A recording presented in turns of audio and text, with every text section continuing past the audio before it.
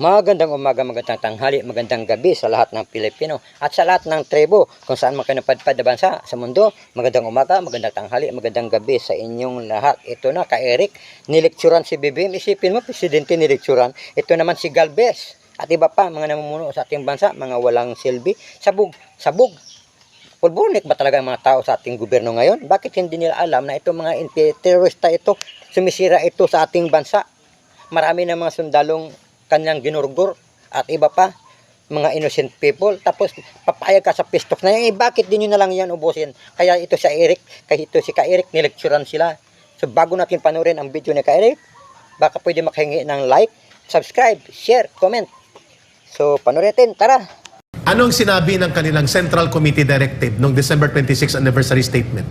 Sinabi sa kanila na ituwid natin ang mga pagkakamali sa organisasyon, sa ideolohiya, sa politika, at bumalik tayo sa batayang mga prinsipyo. At anong batayang prinsipyo nila? Pakinggan niyo po ito, please. Without being arrogant, Secretary Galvez, President Marcos, and the rest in the government.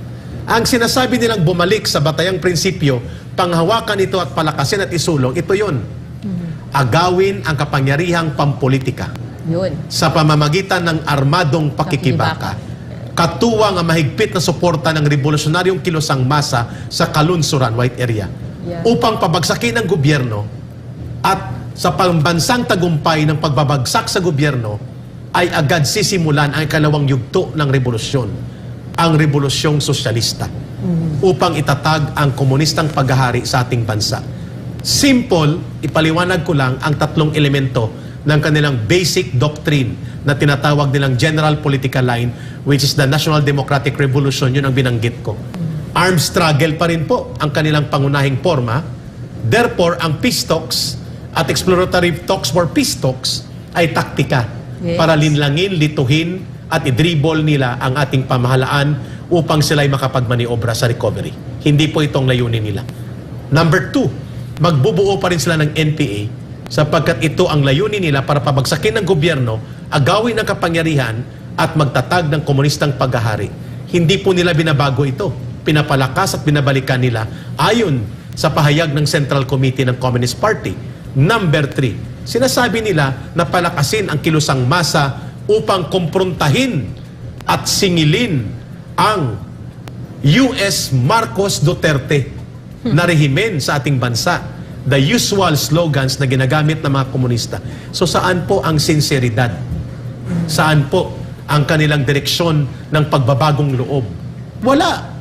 Ang panawagan nga nila, magpanibagong lakas, ituwid ang pagkakamali, balikan at patatagin at panghawakan muli ang batayang prinsipyo ng ating organisasyon sa Communist Party, which is agawin ang kapangyarihang pampolitika sa pamamagitan ng armadong pakikibaka, hindi po sa pamamagitan ng eleksyon o peace talks. Katuwang ang mahigpit na suporta ng revolusyonaryong kilusang masa sa kalunsuran. Iyan ang dahilan kung bakit may Franz Castro, may Teddy Casino, may Carol Araulio, may Raul Manuel, at mayroong mga front organizations sila sa party list at sa sectoral organizations. Memorize ko po yan. At kaya ko pong ituro ang mga doktrina na ito sapagkat hindi pa ko impostor na kadre. Naranasan ko po ito, itinuturo ko ito at ginawa ko ito.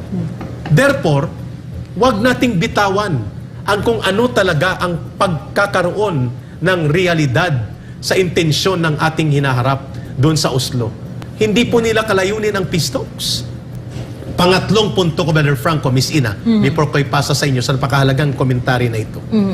Sabi nila, there will be no peace talks or real peace without addressing the real cause or the root causes of the problem.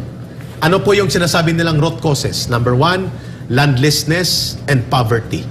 Number 2, foreign intervention in the economy. And number 3, underdevelopment.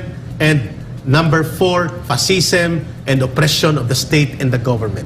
Lahat ng ito ay mga recycled slogans nila.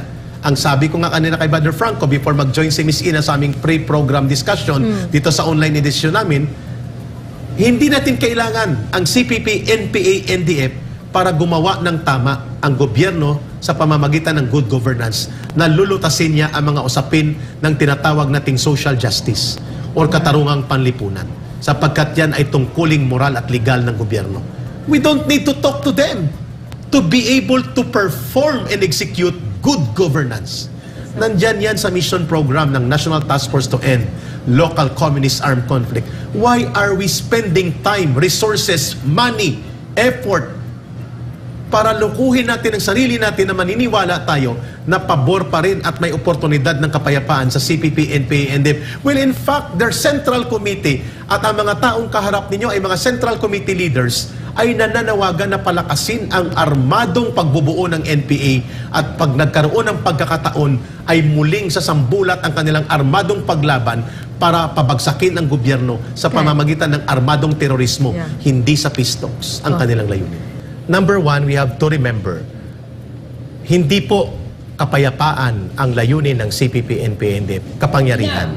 Number one yon. Malinaw yan. If they do not want to pursue armed struggle, they have to declare it.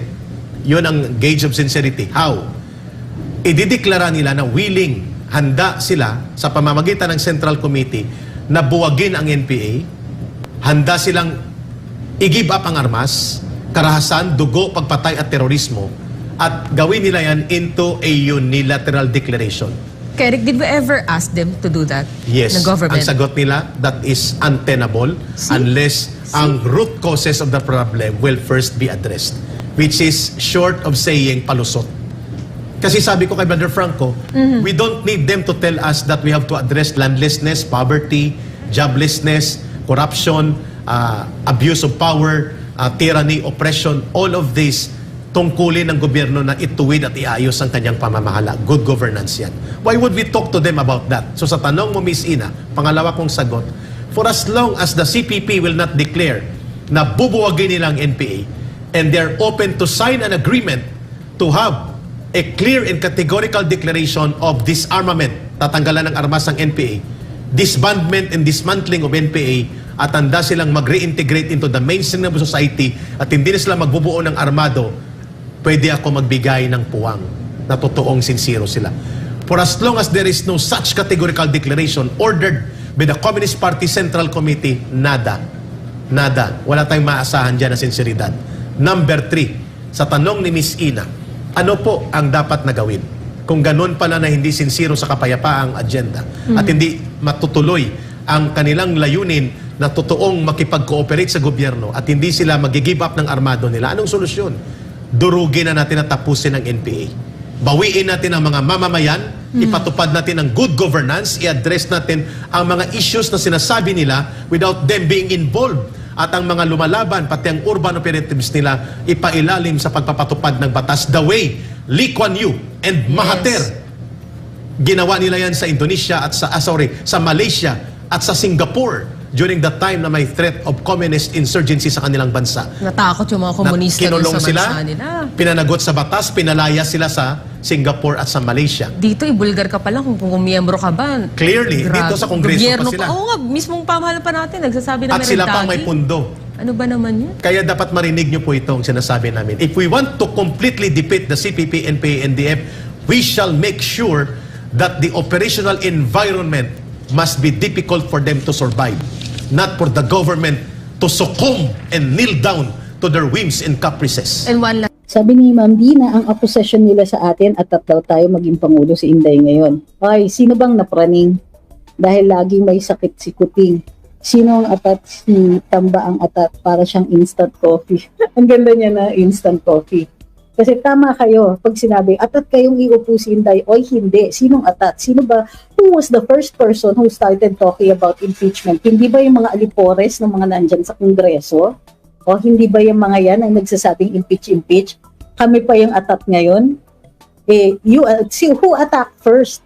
Ha? Sino bang umatake? Sino ba yung binibigyan ninyo ng amnestia para atakihin ang Inday, ang vice-presidente?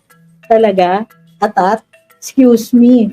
Sino nagsalita dyan? Somebody who cannot win a national election is trying to get it through another means? Tapos si Inday ang atat? Really? Niche audience ang tawag dyan, Emmanuel. Sabi ni Emmanuel, Marcos orders creation of LGBTQIA plus wealth plus welfare committees. Mukhang dahil hindi nila makuha ang masa dito, sila nagpapalakas sa ating mga kababayan ng LGBTQ. Ano po masasabi ninyo dito? Alam niyo sir, hindi niyo na kailangan tanungin sa yung part na anong masasabi ninyo dito. Triggering po yan. Kasi it almost sounds accusing eh. So, huwag niyo na pong sasabihin yung ganyan. So, you can just say, they did this, and we will react. Okay? Yes, it's called getting a niche audience. You will now start pandering to certain causes para makuha ninyo yung audience na yon. It doesn't always work kasi it's doble, triple trabaho kasi nagta-target ka ng certain interest groups. Pero ang problema sa mga ganyan, sige, target sila ng certain interest groups.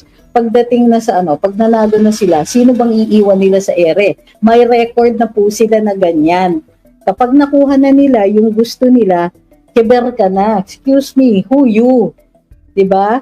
O, nakinig ba kayo dun sa kwento ni na Pebbles Chururut, Maharlika, at saka si Miss Sas? Anong kwento nila? Wala pang 24 oras matapos manalo. Ano nangyari? O, huyo ka na. Di na sila allowed dun sa dating lugar na labas-masok sila.